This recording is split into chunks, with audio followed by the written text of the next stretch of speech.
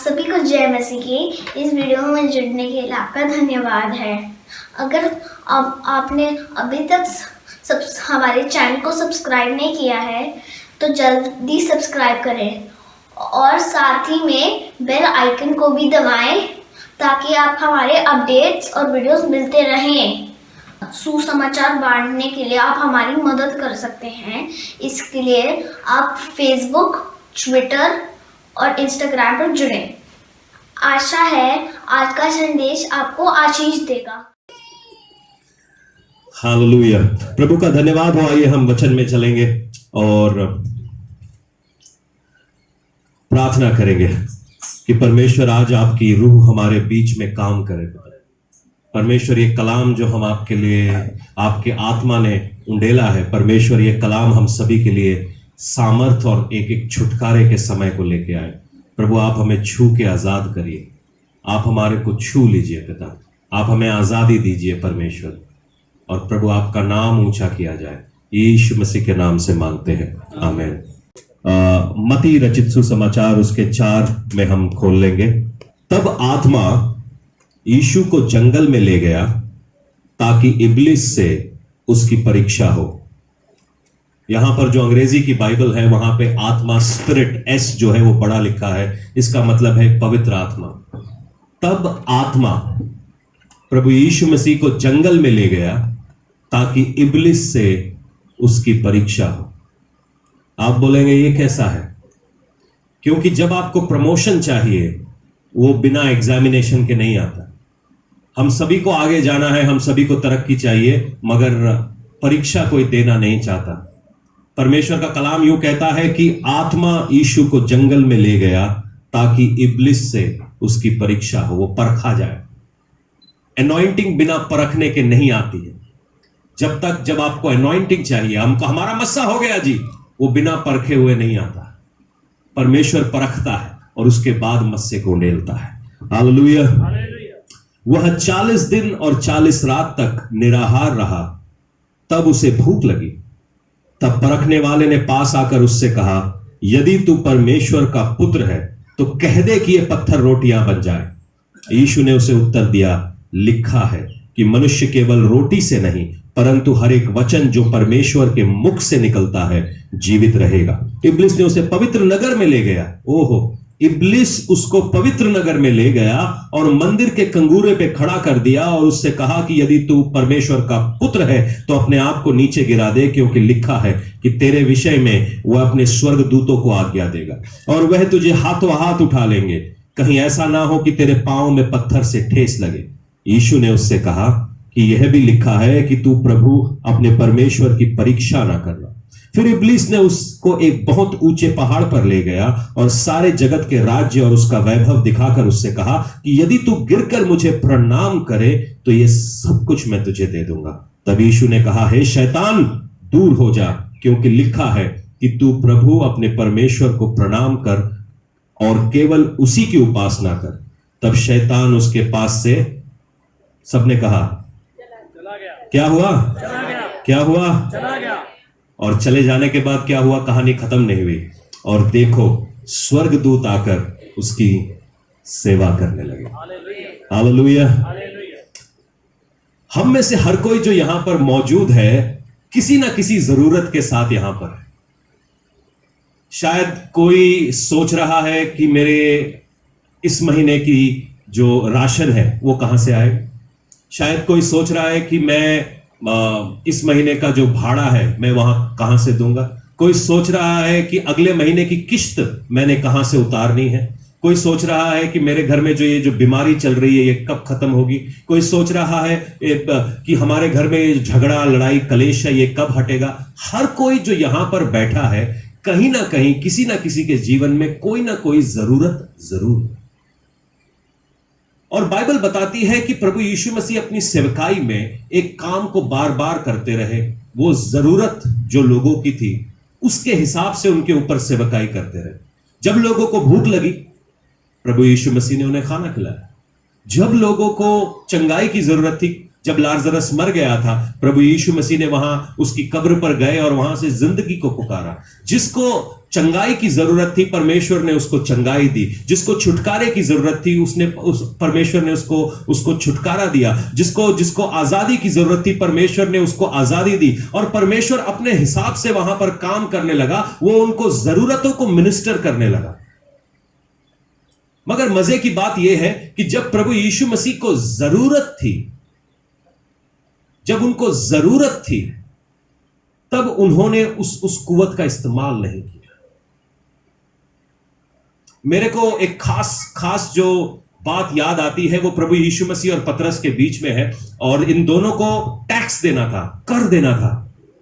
पतरस प्रभु यीशु मसीह के पास आता है कि यार हम कर नहीं देंगे, हमारे लिए कुछ ऐसा करो कि हम कर नहीं देंगे। तो प्रभु यीशु मसीह ने कहा कि पतरस तू क्या करता है? पतरस ने कहा मछुआरा हूं भाई, तू जा और एक कांटा डाल और मच्छी तेरे कांटे में फंसेगी, एक मच्छी फंसेगी, वो मच्छी को तुम निकालना और उसके मुंह में सोने का सिक्का होगा, और उस सोने के सिक्के से ना केवल तू अपना कर दे देना, मेरा टैक्स भी चुका देना।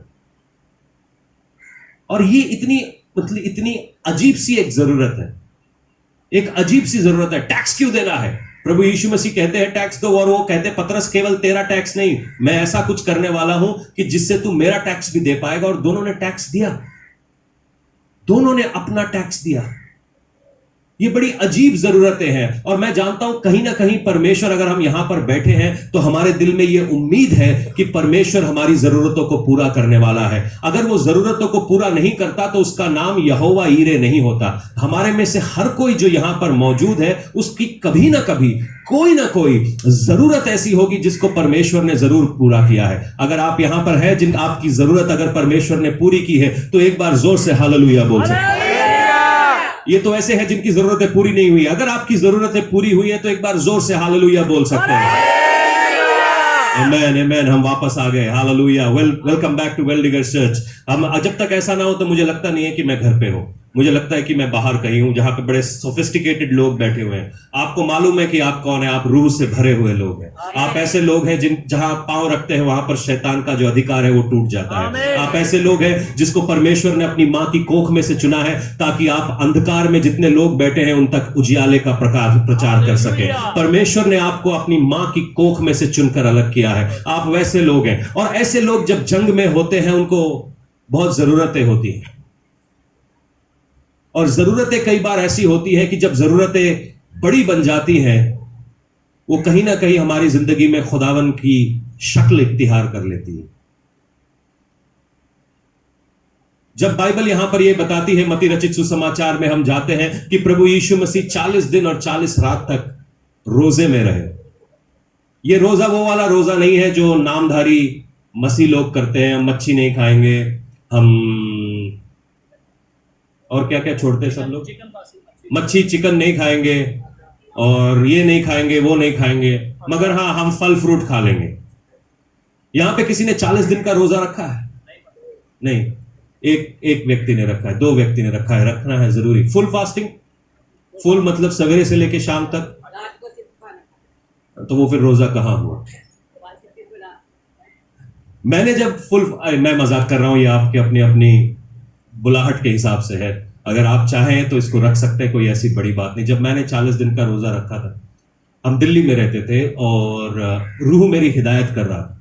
और जब रूह हिदायत कर रहा था तो मैंने उस रोजे को रखा। और रोजे को रखने के बाद 30 दिन तक आते आते मुझे रोटी की खुशबू से मेरे मुंह में पानी आने लग गया। हमारे नीचे कोई रोटी बना रहा था और मैं अपनी सीढ़ियों से ऊपर चढ़ रहा था। मैंने कहा ये क्या स्वादिष्ट चीज है।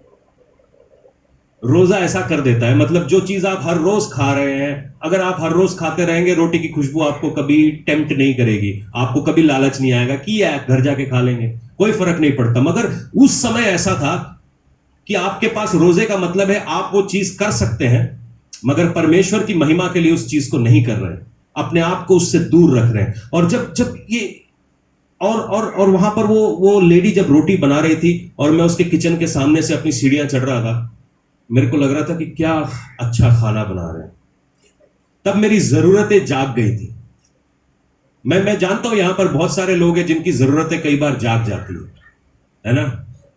जरूरतें जाग जाने का मतलब है कि आप चाहते हैं कि वो चीज मेरे लिए पूरी की जाए, किसी भी तरीके से, कैसे भी वो चीज मेरे लिए पूरी की जाए। जितने लोगों की शादी नहीं हुई है वो सोच रहे किसी तरीके से मेरी शादी हो जाए। जितने लोगों के घर नहीं बने वो सोच रहे कैसे भी मेरा घर बन जाए। जितने लोगों के पास नौकरी नहीं है वो सोच रही है कैसे भी, क्योंकि फला व्यक्ति के पास ये है और परमेश्वर तू कर सकता है, और तू मेरे लिए क्यों नहीं कर रहा है, तू मेरे लिए क्यों नहीं कर रहा है।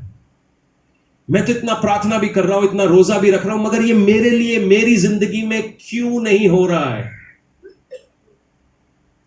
और मैं प्रभु यीशु मसीह की लाइफ को देख रहा था कि ये आदमी बपतिस्मा लेता है, यूहन्ना बपतिस्मा देने वाले के हाथ से, और वो अकेले एक जंगल में जाता है जहां पर ये भूखा प्यासा परमेश्वर के सामने परमेश्वर की बांट जो रहा है, परमेश्वर की उपस्थिति को अपने ऊपर मांग रहा है, और ये बुलाया हुआ है, परमेश्वर का मेमना है। और जब इसको भूख लग जाती है, जब इसकी जरूरत इसके ऊपर हावी होने लगती है, तब परखने वाला इसके सामने आता है। इससे पहले जब इसको भूख नहीं लगी थी, जब इसकी तकलीफ नहीं हुई थी, तब तक परखने वाला इसके सामने नहीं आया था। मगर जब इसकी जरूरत थी, क्योंकि आदमी है, आदमी को भूख लगता है, शरीर में है, जब जरूरत उसके ऊपर हावी होने लग गई तो परखने वाला इसके सामने आया है और कहता है कि तुम इस पत्थर को रोटी बना दो। वो जिंदगी की रोटी प्रभु यीशु मसीह है, उसके सामने आता है और प्रभु यीशु मसीह को कहता है कि तू रोटी नहीं है, तू रोटी नहीं है, मगर तेरे को भी रोटी की जरूरत है। वो जो उसकी बुलाहट है उसी के ऊपर वो सवाल खड़ा कर रहा है। उसकी जो कॉलिंग है, प्रभु यीशु मसीह कहता है कि जीवन की रोटी मैं हूं, और उसकी बुलाहट के ऊपर वो क्वेश्चन खड़ा कर रहा है कि तू रोटी नहीं है, तेरे को ये पत्थर चाहिए, पत्थर चाहिए, इस पत्थर को रोटी बना दो। उसने ये नहीं कहा कि इस पेड़ को रोटी बना दो, उसने ये नहीं कहा कि इन पत्तों को रोटी बना दो, उसने पत्थर ही क्यों कहा? मालूम है क्यों? क्योंकि पत्थर पेड़ों पर नहीं उगते, उसको अपनी जरूरतों के सामने झुकना पड़ता। और जरूरतों के सामने झुककर क्या क्या क्या प्रभु यीशु मसीह पत्थर को रोटी नहीं बना सकते थे? जो 5000 आदमियों को खिला सकता है कुछ रोटी और कुछ मछलियों से, उसको पत्थर में रोटी बनाने में जो पानियों पर चल सकता है, उसको क्या है, जो मुर्दों को कब्रगाह में से निकाल सकता है, उसको एक रोटी बनाने में कितना देर लगता है,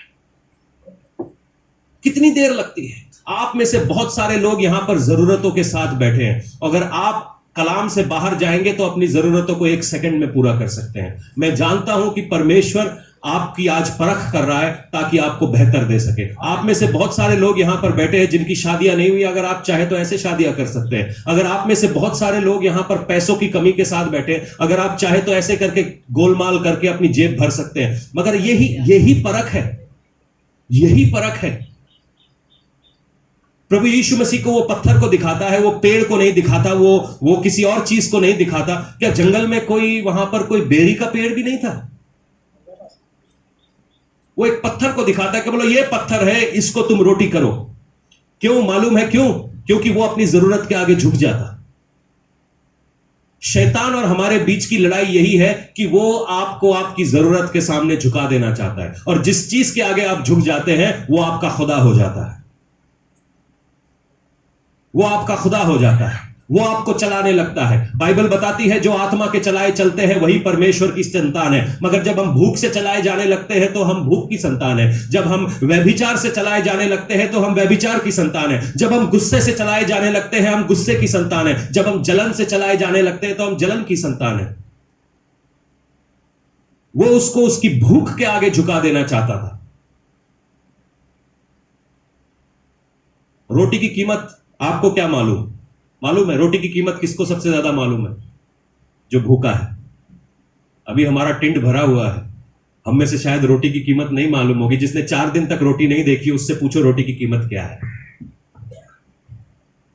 खुदा की दया से पंजाब में खाना है, मगर ऐसी कई सारी जगहें हैं जहां पर पूरे दिन की मेहनत के बाद उनको 1 किलो चावल, 1 मुट्ठी दाल मिलती है। कई लोगों की सैलरीज है दो साड़ी के थान, साल भर की सैलरीज है। कई लोगों ने अपनी बेटियों को एक साबुन के चक्की के चक्कर में बेच दिया। यह है गरीबी। खुदा की दया से आज हमारे पास कपड़े हैं, हमारे पास खाना है। हमको शायद उसकी कीमत नहीं मालूम है, मगर ऐसे कई सारे लोग हैं जिनको उनकी कीमत मालूम है। आपकी जरूरतें जब आपके ऊपर हावी होने लगती है, तब हमको उसका मालूम चलता है, यार ये कितनी जरूरी चीज है। किसी गंजे से पूछो उनके बालों का क्या मोल है। किसी ऐसे आदमी से पूछो जिसका दिल धड़कना बंद कर चुका है और वो एक पेसमेकर पर जिंदा है, कि एक अच्छे दिल का क्या मोल है।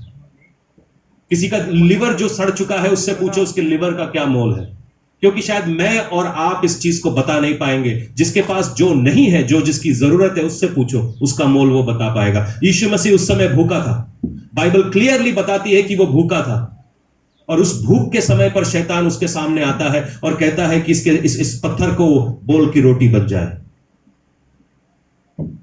वो एक मौका दे रहा था यीशु मसीह को, एक मौका दे रहा था कि तुम कैसे खुद का खुदा बन जाते हो। लड़ाई किस बात की है कि आप खुद को देखना चाहते हैं या खुदा को देखना चाहते हैं। यीशु मसीह खुद खुदा था और वो कहता है कि इसको बदल देते हैं। आओ बदल देते हैं। कितना है? क्योंकि बाइबल बताती है वचन के द्वारा ही सारी सृष्टि हुई, वचन के बिना कुछ नहीं। और वो वचन जब देहधारी हुआ, वो यीशु मसीह था। उसको कितना टाइम लगता था कि एक पत्थर को चेंज करके रोटी बना दे, मगर पत्थर को उसने चेंज किया नहीं, क्योंकि वो जानता था मैं अपने बाप की इच्छा पूरी करूंगा। अगर आज आप किसी जरूरत में से होकर गुजर रहे हैं और शैतान आपको आकर यूं बोल रहा है कि इस पत्थर को रोटी बना दे, इस लड़की का हाथ पकड़ ले, इस नौकरी में चला जा, यहां पे चोरी कर ले, ये ऐसा कर ले, ये वैसा कर ले। यीशु मसीह ने ऐसा किया नहीं। यीशु मसीह ने ऐसा किया नहीं। उसने अपने बाप की इच्छा को पूरा किया। जब 2 चैप्टर बाद लोग पूछते हैं कि खुदावन हमें प्रार्थना करना सिखा, यीशु मसीह कहता है हमारे बाप तू जो आसमान पर है, तेरी इच्छा जैसे आसमान में पूरी होती है वैसी जमीन पर पूरी हो जाए। आप जरूरतों को पूरा करना चाहते हैं या परमेश्वर की इच्छा को? आज मेरा मसला हल होना चाहिए, आज मेरा ये प्रॉब्लम खत्म होना चाहिए, आज मेरी जिंदगी में ये चीज पूरी होनी चाहिए। ये सारी अच्छी बात है, ये होना चाहिए, मगर सबसे पहली चीज जो आपकी जिंदगी में होनी चाहिए वो है परमेश्वर की इच्छा का पूरा होना। क्योंकि बाइबल बताती है उसके धर्म और राज्य की खोज करो, रोटियां तुमको बतेरी मिल जाएंगी। तुमको शायद पकाने की भी जरूरत ना हो, लोग बुला बुला के तुम्हें घर में खिलाएंगे। उसके धर्म और राज्य की खोज करो। यीशु मसीह झुक के एक पत्थर को उठा लेता और पत्थर को रोटी बना देता, तो वो आज अपनी जरूरत के हाथ में बिक जाता। आजकल कलीसिया के अंदर यही है, आपकी जरूरतों के साथ खेला जाता है, आपके इमोशंस के साथ खेला जाता है, आपको कंट्रोल किया जाता है। जितने लोग नशे में थे वो ये जानते हैं कि अगर किसी नशेड़ी से कत्ल कराना कितनी बड़ी बात है, क्योंकि वो नशे की गिरफ्त में है। आप उसको बोलो कि ये 5,000 रुपए ले, तेरे हफ्ते भर का चिट्टा, वो मर्डर करके आ जाएगा, क्योंकि वो जरूरत के हाथ बिक गया है। और चर्चिस के अंदर ऐसा चल रहा है, चर्चिस के बाहर ऐसा चल रहा है। जितना भी विज्ञापन आता है, वो विज्ञापन के अंदर यही है कि आप बदसूरत है, आपको खूबसूरत होने की जरूरत है अगर आपने अपनी जिंदगियां सही करनी है तो। और वो हमारे अंदर एक जरूरत को क्रिएट कर रहे हैं। बहुत सारी जगहों पे जरूरत क्रिएट करी जाती है, और ये जरूरत वो है जो शैतान ने क्रिएट करके रखा हुआ है।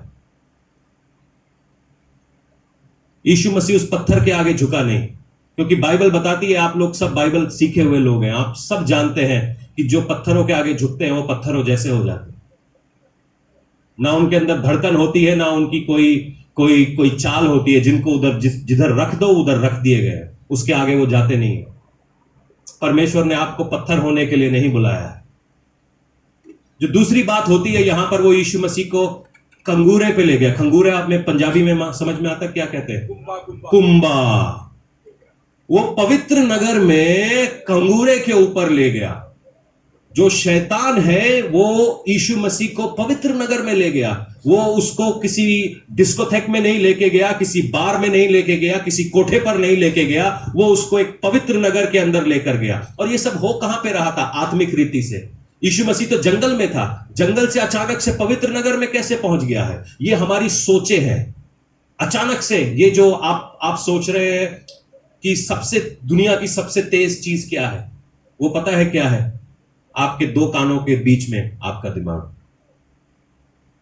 यहां पर कुछ भी ऐसा नहीं है जो इस दिमाग ने नहीं बनाया है।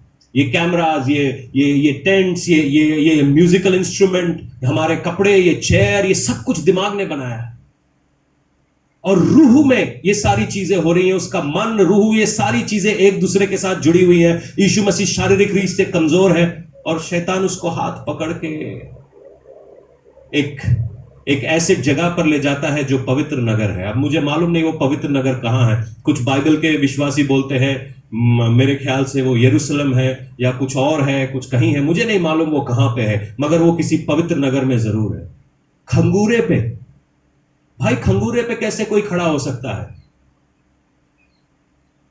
खंगूरे पे खड़ा कैसे किया जा सकता है किसी को? एक ऐसी जगह जहां से आप फिसल जाएंगे, वहां पर यीशु मसीह को उसने खड़ा किया है, एक फिसलने वाली जगह के ऊपर, एक जगह जहां से कभी भी उसका पांव फिसल सकता है। कई बार शैतान आपको ऐसी जगहों पर ले जाएगा जो पवित्र नगर में होगा, पवित्र लोगों के बीच में होगा, पवित्र संगति के अंदर होगा, पवित्र जगह के ऊपर होगा। मेरे इशारों को शायद आप समझ रहे होंगे। और वो पवित्र नगर में यीशु को लेके जाता है, मुन्नी बाई के कोठे पर नहीं लेके जाता। और वहां पर बोलता है छलांग मार, चलो मारो कूदी। जो पानी पर चल सकता है उसको हवा पे चलने में कितना देर लगता है?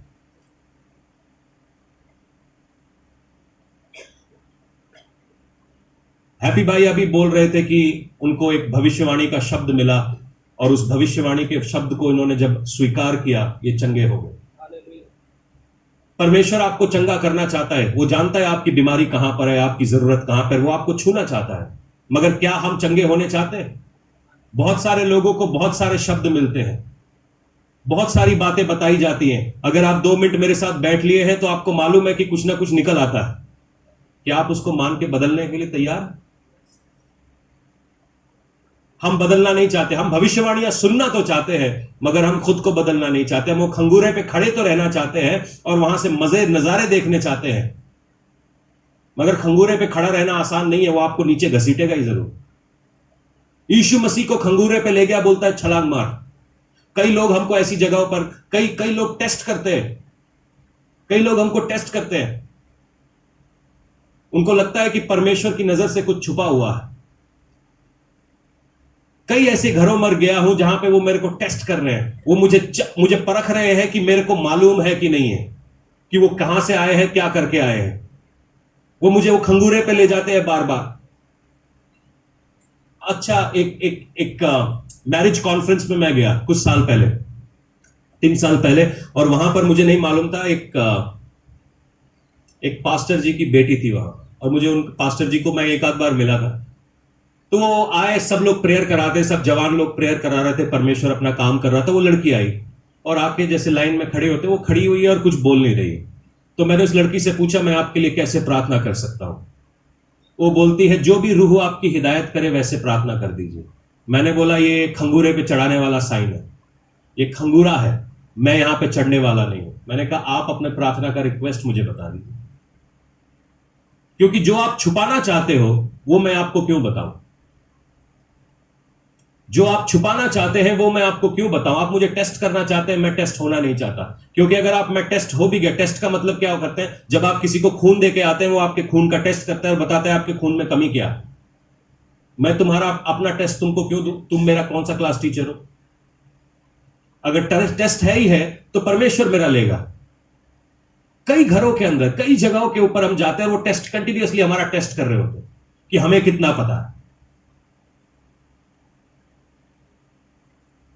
और यही यीशु मसीह के साथ हो रहा था। उसको खंगूरे पे लेकर गया और शैतान चेक करता है इसको कितना पता है, छलांग मार दो। कई लोग ऐसे खंगूरे के ऊपर खड़े हुए हैं। विश्वास है ना तेरे अंदर, आज जाकर उधार में जाकर अपने लिए सामान खरीद ले, परमेश्वर तुझे दे देगा। हाँ दे देगा, मगर वो खंगूरे के ऊपर परमेश्वर चाहता भी है कि तुम खड़े हो, क्या तुम वो पैसे से सामान खरीदो नहीं खरीदो। विश्वास है ना तुम्हारे ऊपर, विश्वास का इस्तेमाल करो, मगर बुद्धि का भी इस्तेमाल करो। परमेश्वर से एक बार पूछ तो लो कि परमेश्वर ये काम करे कि नहीं करे। ऐसे बहुत सारे लोगों को खंगूरे नहीं, वो किसका झाड़ पे, चने के झाड़ पे चढ़ा जाते। और चने के झाड़ पे चढ़ने वाला ऊपर नहीं पहुंचता, नीचे ही आता है और चुपता अलग से है, क्योंकि चने के झाड़ में कांटे होते हैं।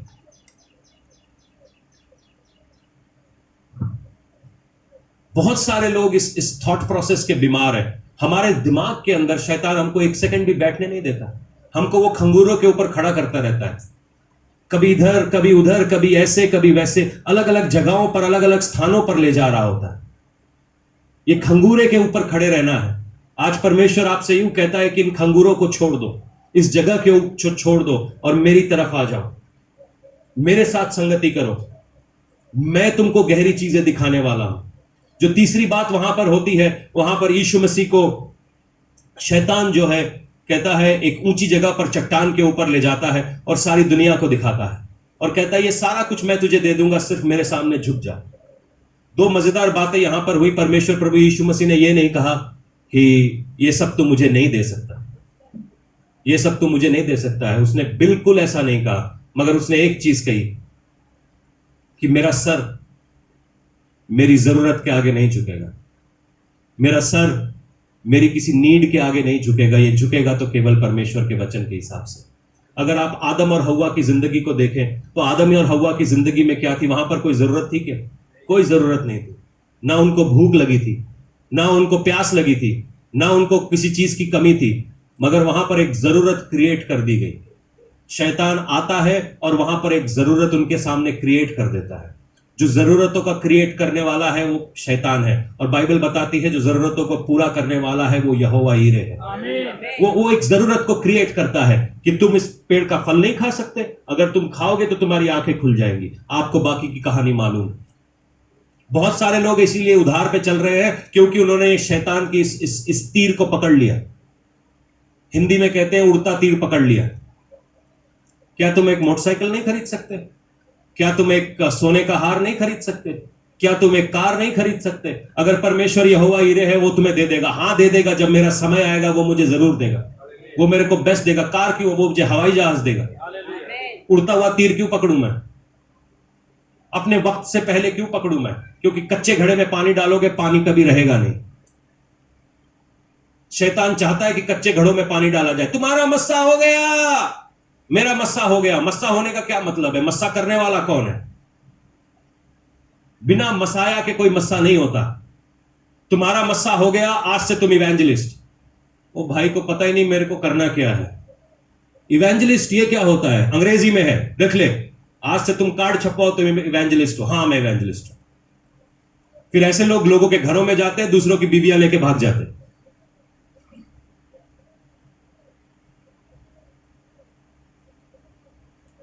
बाइबल यह भी बताती है कि जो इनएक्सपीरियंस्ड है उनसे सेवकाई ना कराओ।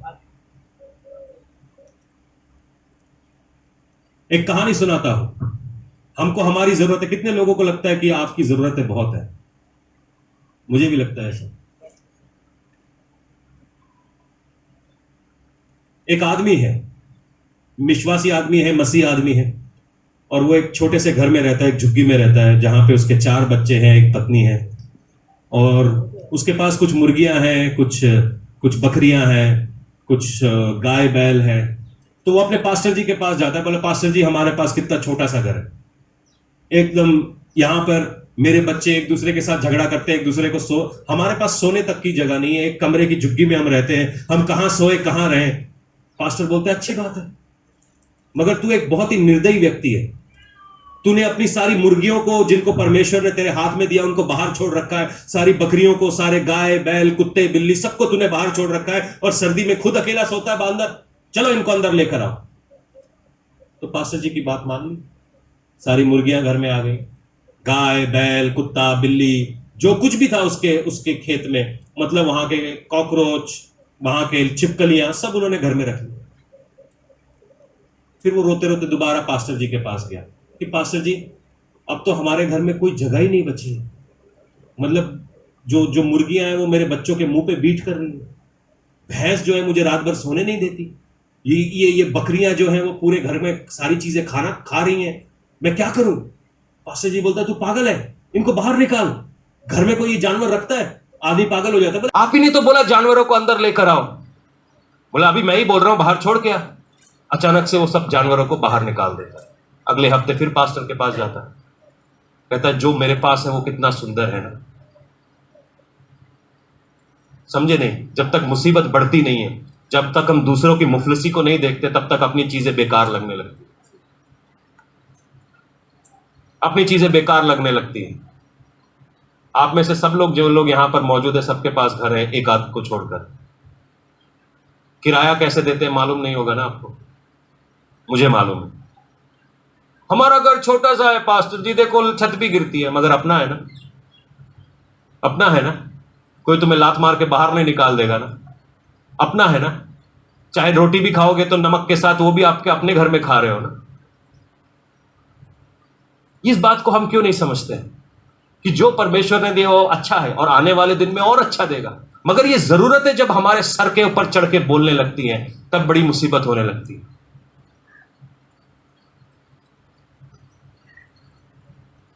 एक कहानी इस प्रकार से है जरूरत की,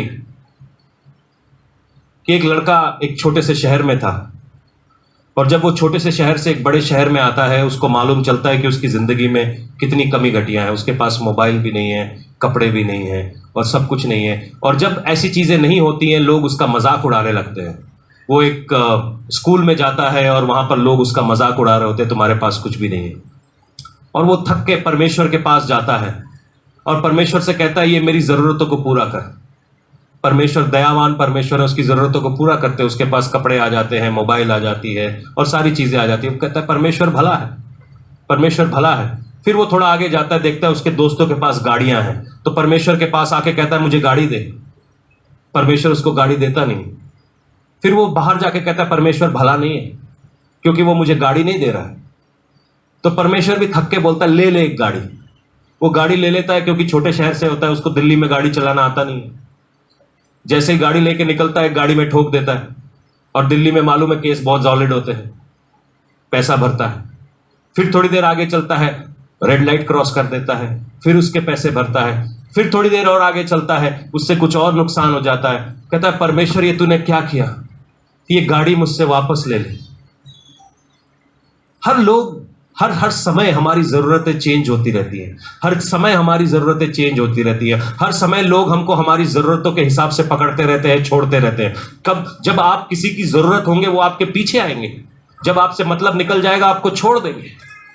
मगर परमेश्वर एक ऐसा है जो आपको कभी नहीं छोड़ता, कभी नहीं त्यागता। लोग अपनी जरूरत के हिसाब से आपका इस्तेमाल कर रहे होंगे, लोग अपनी जरूरत के हिसाब से आपको मोड़ रहे होंगे, तोड़ रहे होंगे, मगर परमेश्वर एक ऐसा है जो कभी नहीं छोड़ता, कभी नहीं त्यागता। वो जरूरतों का आंसर है। मैं आज आपसे पूछता हूं कि क्या आपकी जरूरत ज्यादा है? जब यीशु की जगह जरूरतें ले लेती हैं, जब जीसस की जगह जरूरतें ले लेती हैं, आप उन जरूरतों के गुलाम बन जाते हैं, आप उनकी गुलामी करने लगते हैं। मगर मैं आज आपसे ये कहता हूं कि अपनी जरूरतों को बोलो यीशु की गुलामी कर ले, उनको हटा दो और बोलो कि अगर मेरी जिंदगी में कोई जरूरत है तो वो केवल प्रभु यीशु मसीह ही है। मुझे किसी और चीज की जरूरत नहीं है, मेरे को केवल तेरी जरूरत है। अगर जब आप इस रीति से चलेंगे, जब आप इस रीति से चलेंगे, तो वहां से पता है क्या होता है? एक खास चीज होती है, शैतान वहां से पीछे हट जाता है और स्वर्गदूत आपकी सेवा टहल करने लगते हैं।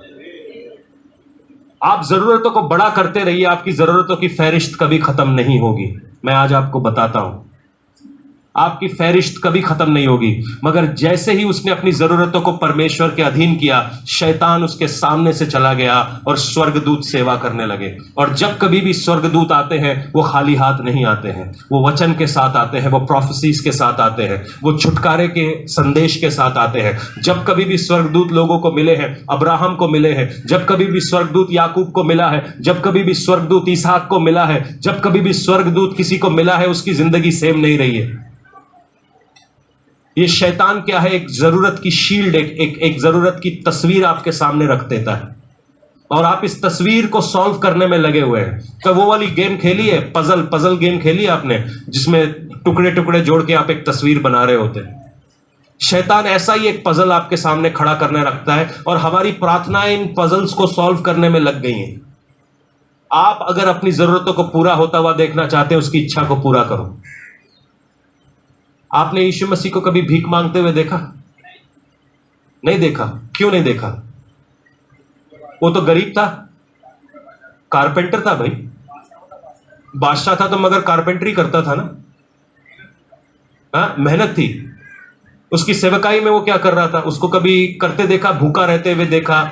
उसको वो इतनी बड़ी, वो लोगों की इतना सामर्थ्य था कि जब वो हर जगह पे जरूरतें पूरा कर रहा था, जब वो सलीब पर भी गया ना, तब लोगों ने उसके कपड़े ले लिए। कहता है यार इससे मेरी जरूरत पूरी होगी। पता है क्या खास बात है यीशु मसीह की? क्योंकि वो परमेश्वर के पीछे चल रहा था। उसकी जरूरत और कुछ नहीं थी, परमेश्वर था। कि खुदावन तेरे से मैं मिल जाऊं, तेरी इच्छा को मैं पूरा करूं, बस वो मेरी जरूरत है। अगर आप अपनी जरूरतों से नजात चाहते हैं, मुझे नहीं मालूम आपकी जरूरत आज क्या है। शायद पैसा होगा, शायद कोई रिश्ता होगा, कोई रिश्तेदारी होगी, मुझे नहीं मालूम क्या है। मगर आज अगर उस जरूरत को आप पूरा करना चाहते हैं तो एक काम करिए, उस जरूरत को 2 सेकंड के लिए थोड़ा साइड में रखिए और परमेश्वर से कहिए कि मैं तेरी इच्छा पूरा करना चाहता हूं। झक मार के चीजें आपके पीछे आएंगी, झक मार के चीजें आपके पीछे आएंगी। आपको दौड़ने की जरूरत नहीं है। बाइबल बताती है उसके धर्म और राज्य की खोज करो, बाकी सब चीजें तुम में जोड़ी जाएंगी। तुम्हें कहीं जुड़ने की जरूरत नहीं है, चीजें तुम में जोड़ी जाएंगी, चीजें तुम में जोड़ी जाएंगी। आज परमेश्वर ये चीजों को आप में जोड़ना चाहता है। शैतान चाहता है कि तुम जरूरतों में जुड़े रहो, मेरी जरूरतों को पूरा करते रहो। ये जरूरतें हैं, ये जरूरतें कभी खत्म नहीं होंगी। मैं आज आपको बताता हूं, एक बच्चे से लेके एक बूढ़े तक जितने लोग यहां पर हैं, सबकी कोई ना कोई जरूरत है। मगर उस जरूरतों की जगह अगर हम यीशु मसीह को दे दें, आपकी सारी चीजें, सारे प्रॉब्लम, सारे इश्यू सॉल्व हो जाएंगे। शैतान जो आज आपके सामने खड़ा है वो आपके सामने से हट जाएगा और स्वर्गदूत आपकी सेवा टहल करने लगेंगे। जस्ट से ये जरूरतों को 1 सेकंड अपनी आंखों के सामने से, आज हम एप्लीकेशंस नहीं लिखेंगे। हमारी प्रार्थनाएं जो है वो एप्लीकेशंस, अर्जियां हो गई हैं। खुदावन ये मेरा पूरा कर दे, मुझे हाथ में इतने नोट दे दे, मेरे घर का बना दे, मेरा ये, वो सब जरूरी है। मैं जानता हूं वो सब चीजें जरूरी है, मगर मैं आज बोलता हूं उन जरूरतों को साइड में रखो। 1 सेकंड के लिए उनको साइड में रखो और परमेश्वर से कहो कि परमेश्वर मुझे केवल तेरी जरूरत है। मैं केवल तेरे पीछे फॉलो करना चाहता हूं, मैं केवल तेरे पीछे चलना चाहता हूं, तेरा हाथ पकड़ना चाहता हूं। मैं तेरी आवाज को अपने कान में सुनना चाहता हूं। मुझे आज मेरा बिजनेस जरूरी नहीं है, मुझे मेरी सेहत जरूरी नहीं है, केवल तू जरूरी है मेरे लिए, केवल तू जरूरी है मेरे लिए। शैतान को बोलो पीछे हट। वो आज को आपको आपके कानों में ये बोल रहा है कि परमेश्वर तेरी प्रार्थना नहीं सुनता। वो तेरे कानों में, तेरे दिमाग के साथ खेल रहा है, तुम्हारे दिमाग में गलत थॉट डाल रहा है कि तुम्हारे, हाँ, उस सोच को परमेश्वर के कदमों के नीचे रख दो। उसको बोलो कि आज हट जाए। वो तुम्हारे को बोल रहा है तुम्हारी पत्नी अच्छी नहीं है, तुम्हारा पति अच्छा नहीं है, तुम्हारे बच्चे अच्छे नहीं है, तुम्हारा। आज परमेश्वर को बोलो कि मैं आज किसी जरूरत के लिए प्रार्थना नहीं करना चाहता, मैं केवल तेरी आवाज सुनना चाहता हूं, मैं केवल तेरे पीछे चलना चाहता हूं, मैं केवल तेरे बातों को मेरी कानों में सुनना चाहता हूं। खुदावन तू मेरी जरूरत है। पवित्र आत्मा को बोलिए, परमेश्वर आज तू मेरी जरूरत है। अगर मुझे किसी चीज की प्यास है तो मैं तेरा प्यासा हूं, अगर मुझे किसी चीज की जरूरत है तो मैं तेरी जरूरत है। आज वो शिफा आपके लिए मौजूद है। तुम्हारे को मांगने की जरूरत नहीं है, वो फ्लो करेगी तुम्हारे अंदर। तुम्हारे को भीख मांगने की, गिड़गिड़ाने की जरूरत नहीं है। तुम्हारी जरूरत है तुम्हारे मांगने से पहले देने वाला परमेश्वर है। जरूरतों के चक्कर में तुम एक कठपुतली की तरह बन गए हो। वो तुम्हें नचा रहा है और तुम नाच रहे हो। वो तुम्हें हमेशा डिससैटिस्फाइड रखना चाहता है। शैतान चाहता है कि आप कभी संतुष्ट ना हो। मेरा घर छोटा है, मेरा रंग काला है, मेरा पेट मोटा है, मेरा ये ऐसा है, मेरा वो ऐसा है, मेरे घर वाले अच्छे नहीं है, मेरा वो अच्छा नहीं है, मेरे कपड़े अच्छे नहीं है, मेरे पैसे अच्छे नहीं है, मेरा चर्च अच्छा नहीं है, मेरा वो अच्छा नहीं है, मेरे जूते अच्छे नहीं है, मेरी गाड़ी अच्छी नहीं है। आज आप इन सारी चीजों को साइड में रखो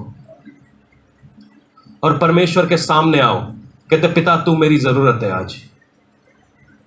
आज तू मेरी जरूरत है पिता, आज तू मेरी जरूरत है खुदावन। मैं तुझे देखना चाहता हूं, मैं तुझे चाहता हूं पिता, मैं तुझे चाहता हूं परमेश्वर। तू मेरी जरूरत है पिता। आज आइए अपनी आंखों को बंद करें और परमेश्वर की ओर देखें और कहें कि खुदावन मुझे तेरी जरूरत है, मुझे तेरी जरूरत है पिता। आज मैं नहीं चाहता कि कोई आप अर्जियां लेकर आओ, आज आप ये करके देखो मेरे कहने पे। हम हर रोज अर्जियां लेकर आ रहे हैं, हम हर रोज अर्जियां लगा रहे हैं और वो अर्जियां सुनी नहीं जा रही क्योंकि हम वो अर्जियों के पीछे चल रहे हैं। आज अपनी अर्जियों को साइड में रखो और कहो पिता मुझे तेरी आवाज सुननी है, मैं तुझे देखना चाहता हूं, मैं तुझे महसूस करना चाहता हूं। परमेश्वर ये मेरी आज प्रार्थना सुन ले, मुझे अपने लिए कुछ नहीं चाहिए।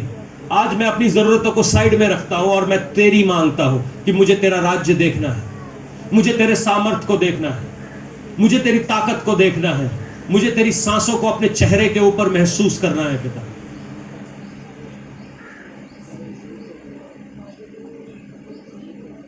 हालेलुया। धीरबो संपकेरोबो शाता नामा से परमेश्वर को बोलिए खुदावन आज मेरी जरूरत केवल तू है, मुझे और कुछ नहीं, केवल तू चाहिए, मुझे केवल तू चाहिए, मुझे केवल तू चाहिए। मैं जानता हूं आज आप किसी ना किसी मुसीबत के साथ, किसी ना किसी दुख के साथ, किसी ना किसी तकलीफ के साथ यहां पर मौजूद होंगे, मगर मैं आज आपसे कहता हूं कि आज अपना फोकस अपनी तकलीफ से हटाकर उस यहोवा ईरे के ऊपर रखो। हो सकता है आपकी बेइज्जतियां हुई हैं, हो सकता है लोगों ने आपको नीचे किया है, हो सकता है लोगों ने आपको आपकी बेइज्जती करके नीचे गिराया है। आज परमेश्वर का आत्मा यूं कह रहा है कि तुम मेरी ओर देखो, मैं तुम्हें उठाने वाला, तुम मेरे बातों की तरफ अपने कान को लगाओ, मैं तुम्हारे लिए चीजों को नया करने जा रहा हूं। ये सोच की गुलामी, ये जरूरती सोच, ये भिखारी की सोच, इस गुलामी को हटाओ। क्योंकि जब उड़ाऊ पुत्र सूअरों के खाना खा रहा था तो उसके दिमाग में आया कि मेरे पिता के घर में नौकरों के पास भी एक्स्ट्रा होता है, और उसने ज्यादा दिमाग नहीं लगाया, वो अपने बाप के घर चलने लग गया। उसने किसी से उधार नहीं मांगे, किसी से टिकट नहीं खरीदी, वो पैदल ही निकल लिया, भूखा प्यासा। और सच्चाई यह है जब सूअर का चरवाहा अपने घर पहुंचता है तो वहां पे वो बादशाह हो जाता है। शैतान चाहता है तुम सूअरों का खाना खाओ, सूअरों को चढ़ाओ, मगर पिता चाहता है तुम उसके बगल में बैठो। आज ये जरूरतों को साइड में करिए। हमारी जरूरतों ने हमारे को बहुत ज्यादा घेर लिया है। मैं देख पा रहा हूं जैसे एक सेना किसी शहर को घेर लेती है, वैसे आपकी जरूरतों ने आपको घेर लिया है, और उस जरूरतों के कहावे पे, उस जरूरतों के कहने के ऊपर आप नाच रहे हो। यीशु भी इन 3 जगहों के ऊपर पकड़ा गया, इन परखा गया। उसके घमंड को शैतान ने टटोलने की कोशिश की। क्या तू रोटी नहीं बना सकता? क्या परमेश्वर तुझे बचाएगा नहीं? ये सारी चीजें तुझे चाहिए ना। और वो इसी बात को आपके अंदर भी टटोलना चाहता है। तू कौन है? अच्छा, तू परमेश्वर का बेटा है, रोटी बना दे इसको। तू कौन है? परमेश्वर तुझे बचाने वाला है, चल कूद जा। तू कौन है? तेरे को ये सारी चीजें चाहिए ना, मैं देता हूं तुझे। तीनों जगह पे उसकी घमंड को टटोलने की कोशिश की गई, तीनों जगह के ऊपर। मैं तुझे देता हूं। ये आपका घमंड टटोलने की कोशिश कर रहा है शैतान। आज इसको हावी नहीं होने देना, हावी नहीं होने देना। परमेश्वर के सामने अपने आप को दीन करें और कहें खुदावन मेरी जरूरत केवल आज तू है, मेरी जरूरत केवल आज तू है।